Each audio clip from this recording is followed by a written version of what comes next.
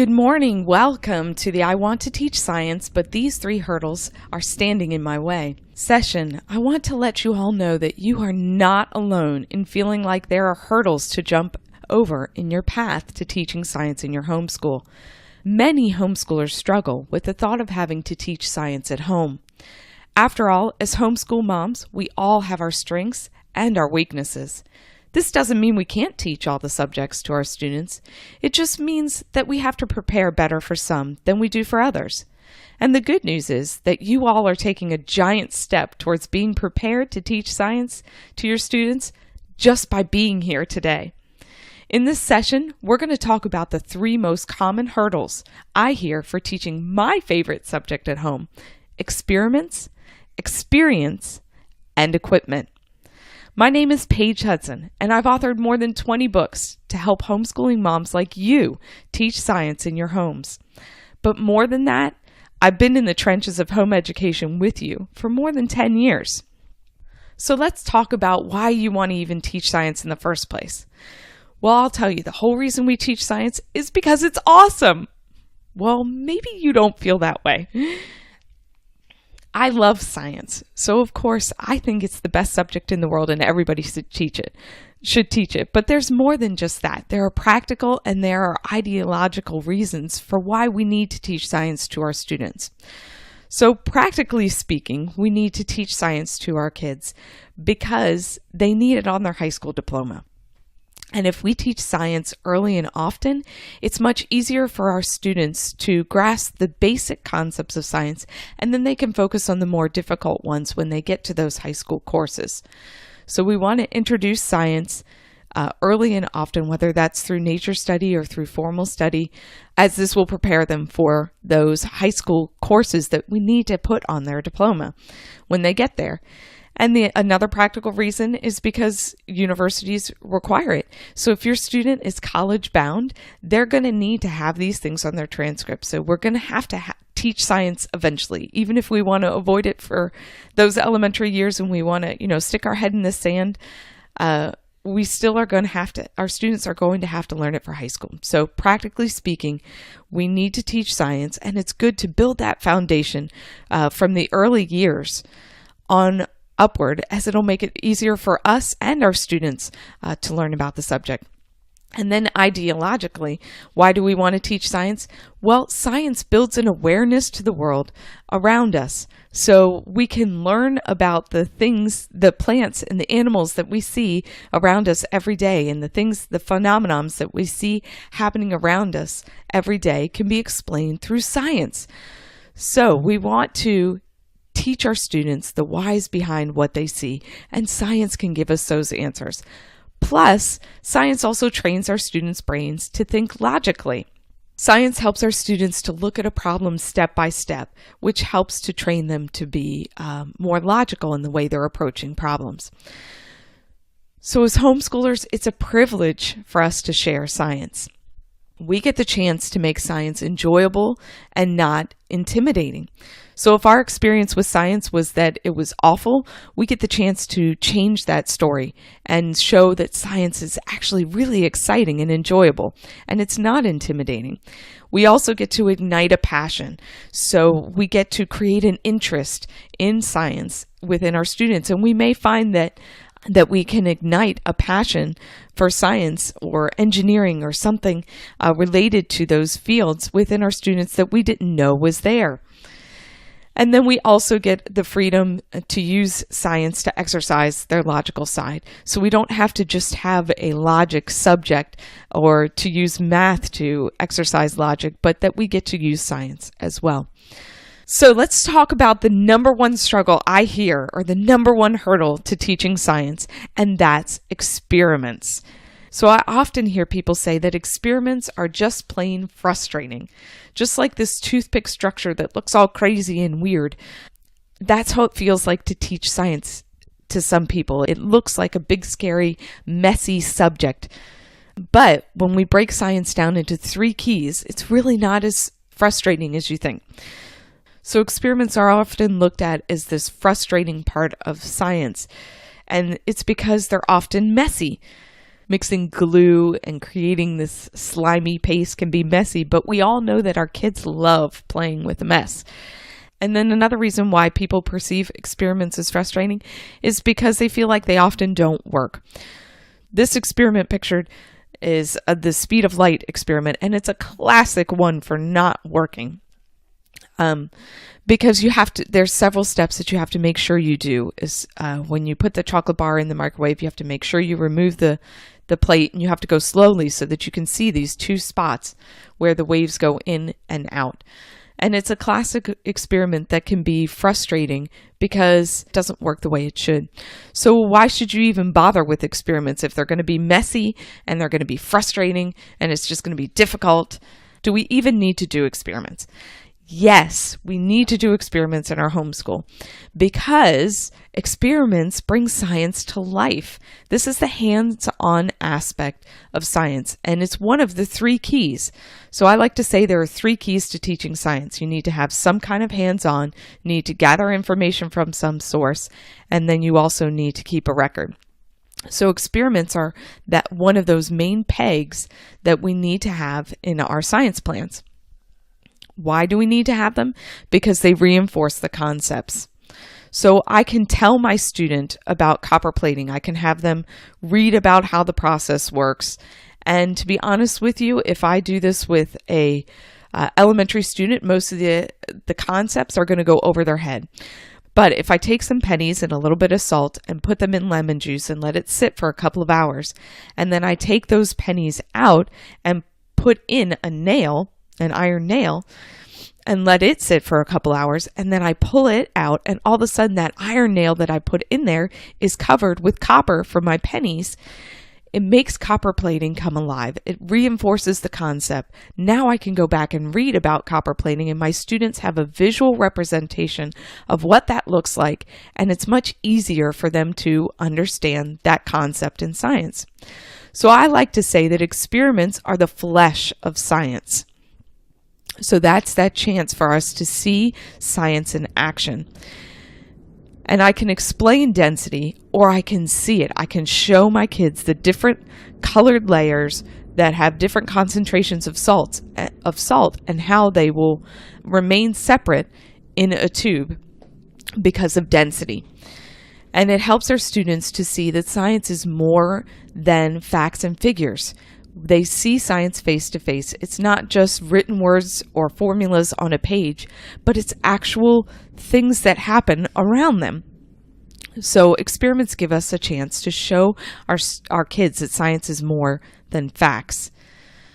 Now, with that said, all experiments are learning opportunities. So if your experiment goes well, fabulous. We've presented that scientific concept exactly the way it needs to be shown. If it doesn't go well, that's good too, because we can ask why. And this is where we're training our students to think logically through a problem.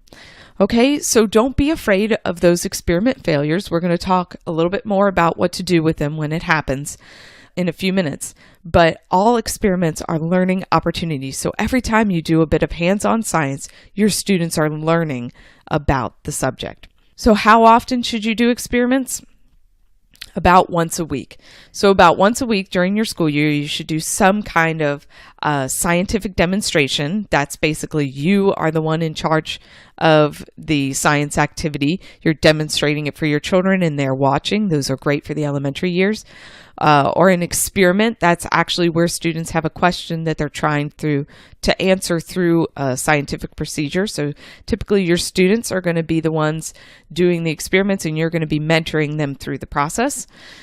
And then you can also do nature study. So nature study is a viable way of adding in hands-on science. So when we say experiments, I'm actually referring to hands-on science. So some way to present your students face-to-face with science once a week, whether that's through demonstrations, experiments, or nature study. So I don't want to leave you all thinking that all hands-on science is messy and frustrating and it doesn't work, but you just have to grin and bear it and do it. There are some things that we can do to have success with our experiments, to have success with that hands-on aspect of science. So my first tip for that is to gather your materials ahead of time. Whether you do this at the beginning of the week on Sunday, I like to plan on Sunday evening. I just take my materials out, look everything over, make sure I have everything, and then make a list if I need it to go grocery shopping on Monday. That's just the routine we have.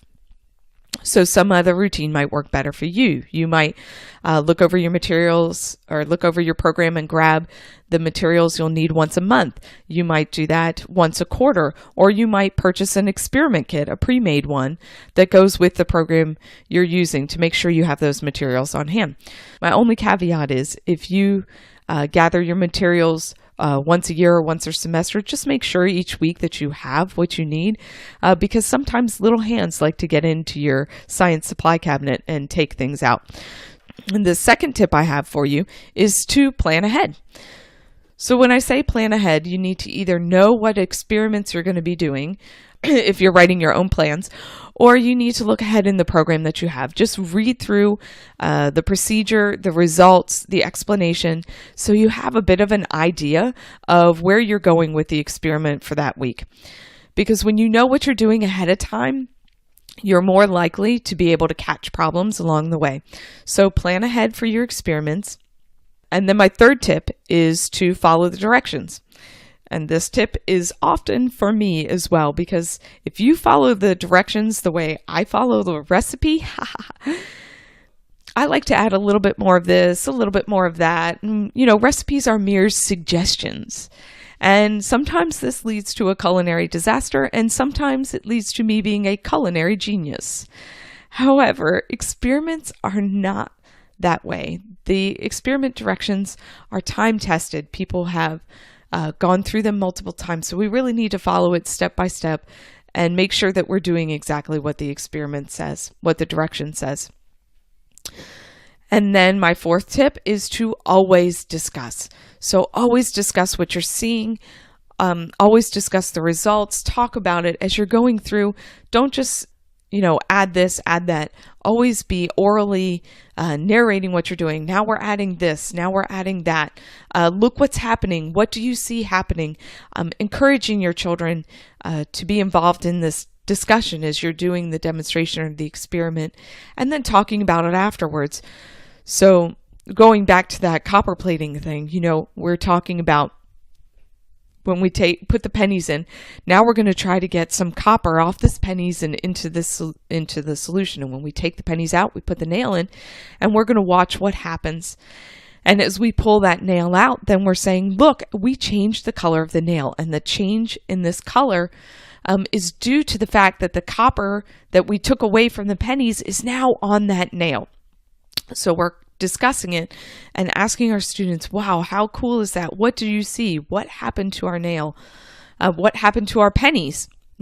So we're always discussing as we're going through, and then relating that, what we're seeing in our experiment, to what we're learning from our reading.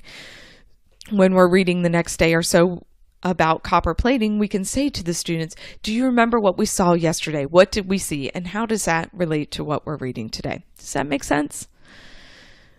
Good. Okay, so my favorite quote from Thomas Edison is, I haven't failed. I've just found 10,000 ways that don't work. So look, if Thomas Edison found 10,000 ways that didn't work, it's okay if we have a few experiments in our homeschool that don't go exactly the way we planned.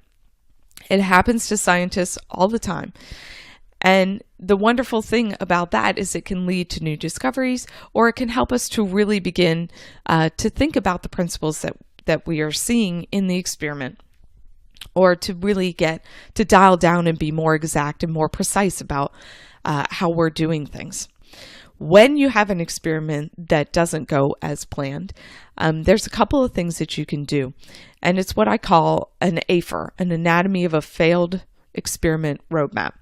So the first thing you're going to do is reread the directions, because this tends to be the number one place where people get off track, is we rush through and we miss a step. I remember one time our daughter was doing a crystal experiment, crystal growth experiment. And the directions said to add a 1/4 cup of borax to 1 cup of warm water. Well, she saw the 1/4 and thought it's got to be a teaspoon. So she added a 1/4 teaspoon of borax to 1 cup of warm water. Well, what do you think happened? You're right, absolutely nothing. There were no crystals grown. And that's because there wasn't enough borax in the solution. So when she reread the directions, she caught her mistake and we redid the experiment. Okay? If that doesn't present where the problem is, then the next thing you're going to do is read the expected results and explanation. So you're going to read over what you should have seen and why you should have seen it. And then you ask yourself, did we follow all the directions in the right way? Did we have the right supplies? Were they expired or outdated? We tried to do the yeast experiment where you blow up a balloon. So you put a little bit of yeast and sugar in the bottom of a water bottle, a plastic water bottle, add a little bit of warm water, and then you really quick put a balloon over the top. And as the yeast begin to ferment the sugar, it'll blow up the balloon because they produce carbon dioxide. Well, we did this experiment. I thought I'd show my daughter this fantastical, show how I can blow up a balloon without even blowing air into it. Except for the fact that I neglected to note that my yeast was like 10 years old and it was completely dead. It was expired. So guess what happened? Absolutely nothing. So we need to check, are our supplies expired or outdated? Because then they may not work in the experiment. And then you need to ask yourself, how did my results differ from what we saw? Are there any obvious reasons? Correct those things and then try again. And then discuss what you've seen and discuss why you think it didn't work. These are great learning opportunities for your students. So don't fear failure because it's an opportunity for our students to learn. Of course, we want our experiments to work as much as possible. And if you follow the 4 tips that I gave you, chances are they will. But when they fail, don't worry about it because it still can be rescued into a learning experience. Okay? So now that we've talked about that hurdle of experiments, we feel comfortable with hands-on science, knowing that it's important to add in. We know that we can use demonstrations and nature study and experiments, and we have those 4 tips of how we can succeed. So we're going to gather our materials, we're going to plan ahead, we're going to follow the directions, we're going to discuss, we're going to know that even if we fail, we'll still have a learning experience. So now that we have the information we need to leap over the hurdle of experiments, let's talk about the second most common struggle I hear with teaching science at home, and that's your very own experience. So the hurdle of experience. So maybe your experience with science to date hasn't been all that great. How do we get past our own personal experience to help our students actually enjoy science? Well, first of all, let me just dispel a myth. There's this myth that science is this lofty subject that should be best left to experts. Only experts can teach science properly. Well, let me just dispel that myth with the truth. The bulk of science can be understood and appreciated and even taught by homeschool moms, no matter what your experience is. The key here is to get the right tools in your hands. So the key is to get a good curriculum that has the 3 keys.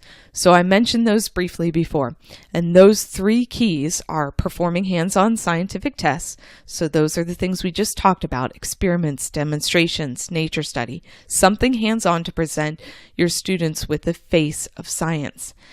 And then the second key you're going to have is to gather information. So you are reading from some kind of source or watching videos on science. So visually appealing encyclopedias, living books, the internet, you're gathering your information from some source to teach your students about the facts in science, because science is a marriage of facts and applications. So we're giving them the facts through what we're reading in the second key, and we're giving them the application through what we're doing in the first key. And then finally, that third key is keeping a record. And the reason why we're doing this is because our students are more likely to remember what they've studied if they're writing it down. So we're giving them the facts and application, and then we're helping them remember what they've learned by writing it down with a third key. So those 3 keys: we're doing science, we're reading about science, and we're writing about science. Okay? So that's what you need to do to teach science to your kids. So how do you choose a curriculum that fits your family? Because if the key to getting over a negative experience with science is to get a good curriculum, then how do we choose that for our students? Well, first, let me tell you that one size does not fit all. There are multiple curriculums on the market, multiple approaches to how you teach science, and we need to figure out what fits you and your family. So the first step in doing this is to figure out what your goals are. What are your goals with teaching science? Ask yourself, what do I have to prepare my student for? For instance, our daughter is going into high school at this point, and she wants to be an engineer. So I need to make sure that the high school curriculum I have planned for her will prepare her for an engineering degree. We have friends who their child is going into high school, and she wants to be an art major. So knowing that, her science plans don't need to be as rigorous as our daughters. So understanding what you need to prepare your students for, or if you're planning on putting your kids back in school, in middle school or high school, you need to prepare them for that. So we need to make sure that you cover the things that they need to know to be ready to go back into school, or whatever you have planned for your students. So knowing what you have to prepare your students for. And then the second question you want to ask yourself is, what do I want to instill in my students? So what values, what do I want them to know? Do I want to instill an appreciation of nature into my students? Then I definitely want to have nature study. Knowing what you want to instill in your students will help you determine your goals. And then anything you have to teach. So some states require that you teach certain things at certain times, or you need to prepare them for tests or something like that. So you need to know what you need to, anything that you have to teach your students. And that'll kind of help. Those three questions will help you determine what your goals are for teaching science. And then the second thing you need to do before you determine what curriculum will work for you is to determine your students' learning styles. So there's 4 basic learning styles, and your students can be a blend of the 4 types, but knowing the way your student learns will help you to pick the best curriculum for them. So first of all, we have visual learners. These students need to see things before he or she picks up on the concept. So they need to see it in action. Lots of pictures, lots of demonstrations for these kids. So visual encyclopedias, lots of demonstrations, hands-on stuff that you're doing with your students. If your student's a visual learner, you want to look for a curriculum that gives them those visuals. And then we have auditory learners. These students learn best from hearing. So they do well with curriculum that has read-alouds or lectures or lots of discussion times. And then we have our tactile learners, and these students learn best by touching. So we want curriculum that has manipulatives or extra projects, lots of demonstrations for them to do, for them to get their hands messy. And then we have kinesthetic learners. These students learn best when moving. So you can bounce and read. They can be outside running around as they're learning. Now, all that said, we can alter curriculum to meet our students' needs. So if we have a more visual or auditory learner, we can modify curriculum for them. For our kinesthetic learner, we can give them things to move in their hands, or bounce around on balls as we're reading to them. So there are ways to modify curriculum to help our kids learn better. But understanding where our students are, if we know that our student is a tactile learner, choosing a textbook-only curriculum that has no demonstrations or experiments in it is not going to be a good fit for our tactile learner. Does that make sense? So it helps us to decide, even though we can modify curriculum, it helps us to know their learning styles so that we can best choose a curriculum that will be the easiest to modify for our situation. And then the next thing you want to do the third thing you want to do is determine your preferences. So determine how you would prefer to learn. Do you like textbooks, encyclopedias, or living books? So when you read about science, what kind of resources do you naturally gravitate towards? Do you want an all-in-one textbook, or do you want a visually appealing encyclopedia, or do you want to learn through living books where your students are wrapped up into the adventure as they're learning about the science? And then, do you want to learn about science outdoors or indoors? So do you want your hands-on aspect of science to be outdoors where you're learning about nature? Or do you want to mainly do experiments in your lab, aka your kitchen, or maybe your bathroom? And then how do you prefer to write? So do you prefer notebooking where the students are writing down what they found meaningful, or do you want just straight worksheets where they're finding the answer in the text and filling in the blanks and that's it? So do you prefer notebooking or worksheets? And then do you want enrichment? So do you want hands-on projects to be a part of your curriculum? Do you want additional things like library books and hands-on projects and quizzes and things like that? Do you want that to be a part of the curriculum that you have too? So now you know your goals, you know your students' learning style, and you know your preferences. You've got all that written out. The last thing you want to do is to determine what you want to study. So what do you want your students to learn? What would they like to learn? And then you need to decide which one gets more emphasis. So, during the early years, it's perfectly fine to follow rabbit trails. We can study what they want to learn. If they want to spend 4 weeks learning about dolphins, we can do a dolphin unit study because that's what they're passionate about and they can learn science through that. As they get older, we may find that what they need to learn takes more emphasis. They've got to have a biology, chemistry, and physics on their transcript. So we need to make sure we hit all 3 of those subjects. And then we can follow rabbit trails once we hit everything we have to hit. Does that make sense? When you're choosing your curriculum, now you've got a list of your goals. You've got a list of their learning styles. You've got a list of your preferences. And you've got a list of what you need to study. And now we're ready to tackle finding that curriculum that will help you get over that hurdle of experience and on to teaching science. But I do want to say one thing, and that curriculum is meant to be a tool and not a master. So it's a tool that you use to fit into your family. It's not a master. You are not a slave to any curriculum. Your lack of experience or a negative experience in science does not make you a slave to following every curriculum letter by letter. Instead, you need to fit it and mold it to your instead you need to use those 4 criteria that we wrote down. You need to use your goals, your learning styles, your preferences, and what you want to study. Use that to find the science curricula that best fits those 4 things, the 4 criteria you're looking for. And then once you have that curriculum in your hands, you need to mold it to what fits your family. Okay, so you may pick and choose certain things in it. You don't have to do everything, or you may modify a bit to better fit your family, and that's perfectly fine because curriculum is meant to be a tool. As homeschooling moms, we have the ability to teach our kids.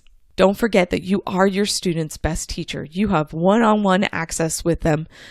You can do this, and with the right tools in your hands, you can get over a negative experience or a lack of experience with science to be successful in teaching science to your kids. So now that we have what we need to get over the hurdle of experiments, we have what we need to get over the hurdle of experience, we are ready to get on to the third and final hurdle that keeps people from teaching science, which is the hurdle of equipment. So the number 3 struggle I hear when it comes to teaching science at home is equipment, what we have access to. Either the high cost of equipment to be able to have that stuff in our home, or the use of dangerous chemicals, or having to do certain things at home like dissections. So this idea that that our kitchens or even our bathrooms, yes, we explode volcanoes in the tub because we don't want baking soda and vinegar stuff all over everywhere. So we use our bathroom and our kitchen for our science experiments. And that's not the same thing as what you'll find a fully stocked lab. But that doesn't prevent us from teaching science at home. So you don't need a fully stocked lab to teach science successfully at home.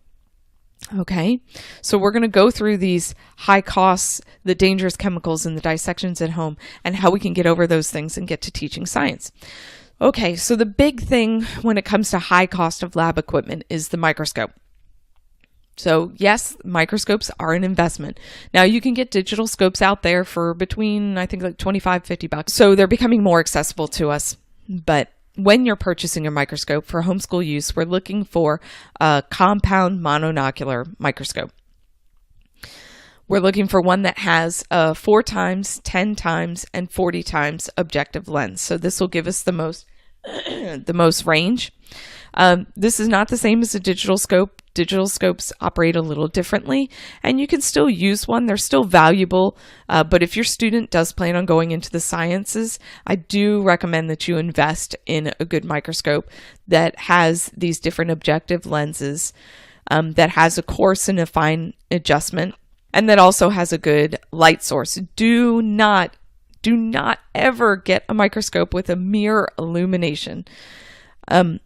I don't know if those are still on the market, but if you see one, run away. No, because mirror illumination it's too difficult to adjust. You want a light source that has a LED or a cool fluorescent bulb. Okay. This will make it the easiest way for you to light your specimens. Those are your microscope specs you're looking for. If your student is going into the sciences, I definitely recommend having one. If they're not going into the sciences and you have the budget, it'd be great to have as well.